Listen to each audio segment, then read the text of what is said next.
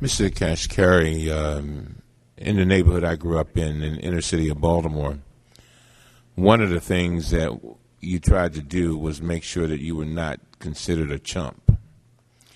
And what chump meant was that you didn't want people to see you as just somebody they could get over on.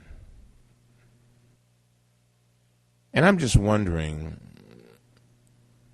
how you feel about an AIG giving $503 million worth of bonuses out of one hand and accepting $154 billion from hard-working taxpayers. You know what AIG did? They even will tell you they're coming back for some more. And they have the nerve to grant some $503 million worth of bonuses. There's absolutely something wrong with that picture. And so I wonder, does that go through your head? Or is it just me? Am I missing something?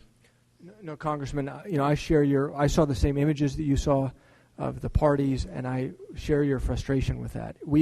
What about the $503 million worth of bonuses? Let's talk about that, because I heard about that this morning, I think as you did, in the paper. And I asked my colleagues to check on it and say, what is this? Because I was outraged when I saw the headlines.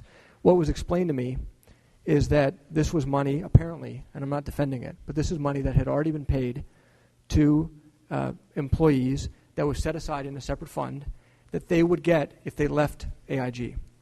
And we need AIG to keep running as a company so that it can sell off its assets and pay back the taxpayers.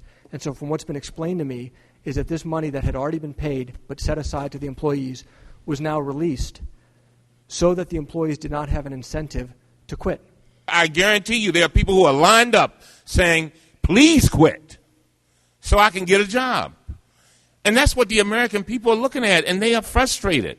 A lot of times when we have these hearings, and I'll close with this, and I walk away from the hearing, I often ask myself, does the witness then go to his friends and his employees and say, phew, we got through that one?